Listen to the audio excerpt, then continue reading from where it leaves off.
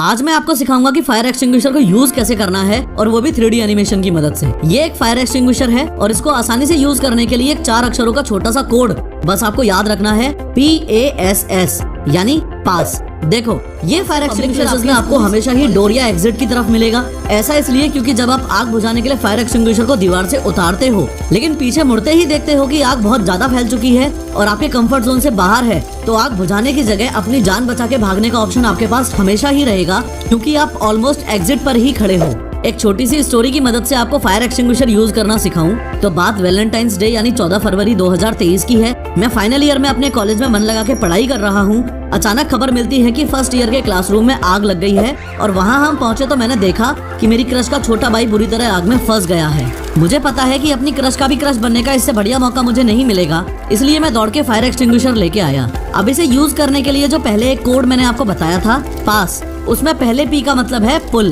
देखो fire extinguisher को आप पहली बार हाथ में लोगे तो ऐसी पिन लगी हुई मिलेगी, ये एक तरीके से और फेंक देनी है। ध्यान रहे किसी फायर एक्सटिंग्विशर में ऐसा ब्लू लॉक भी मिल सकता है, पिन निकलते ही इसको भी निकाल के फेंक देना है। पास में A का मतलब है एम। नेक्स्ट अब मैं इस होस पाइप को अपने फायर टारगेट पर एम करूंगा, लेकिन ध्यान रहे कि बेटर टारगेटिंग के लिए होस पाइप को एकदम एंड से पकड़ना है। अगेन पास में पहले S का मतलब है स्क्वीज। फाइनली अब मैं अपने राइट हैंड से ही इस ट्रिगर को स्क्वीज करूंगा यानी दबाऊंगा और कुछ इस तरीके से एक्सटिंग्विशिंग एजेंट बाहर निकलने लग जाएगा। अब जब तक मैं अपनी क्रश के भाई को आग से बचा रहा हूँ, तब तक आप सीखना चाहते हो तो पिन कमेंट जरूर चेक करना।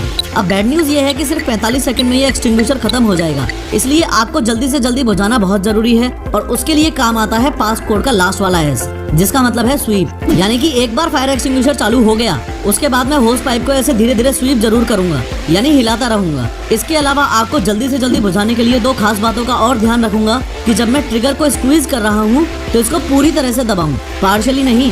दूसरा ये कि होस पाइप को इस तरीके से टारगेट करूं कि एक्सटिंग्विशिंग एजेंट को आग के बेस में मारूं, ऊपर फ्लेम्स में नहीं। कांग्रेचुलेशंस, अब आपको फायर एक्सटिंग्विशर यूज करना आता है, लेकिन अभी भी 3 बातें ऐसी हैं जो अगर आपको ना पता हो तो आप आग मुश्किल ही बुझा पाओगे। नंबर 1, किसी भी फायर एक्सटिंग्विशर का मोस्ट इम्पोर्टेंट पार्ट होता है ये प्रेशर गेज।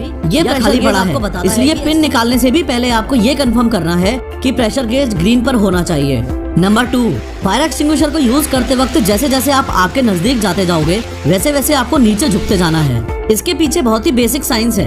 एयर की डेंसिटी ज्यादा होती है और स्मोक की डेंसिटी कम होती है। इसका मतलब एयर भारी है और स्मोक हल्की है, इसलिए एयर जमीन के ज्यादा से ज्यादा पास रहेगी और स्मोक हाइट पर रहेगी। दैट इज वाई अगर आप झुक के चलोगे तो एयर इनहेल कर पाओगे और खड़े रहोगे तो जो ऑब्जेक्ट्स जल रहे हैं उनकी स्मोक आपके अंदर जाएगी और आपको सांस लेने में दिक्कत होगी।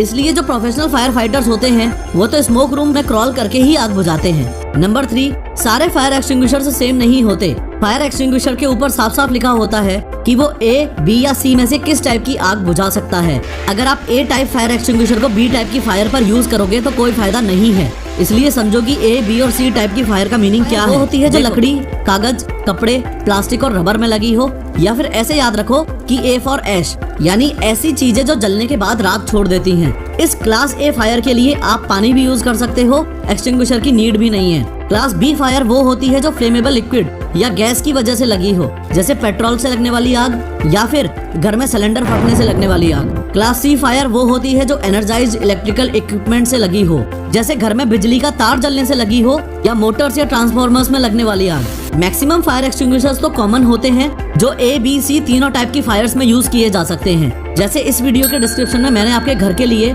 एक बेस्ट फायर एक्सटिंग्विशर की एफिलिएट लिंक दी है, उसे जरूर खरीद के घर में रख लेना।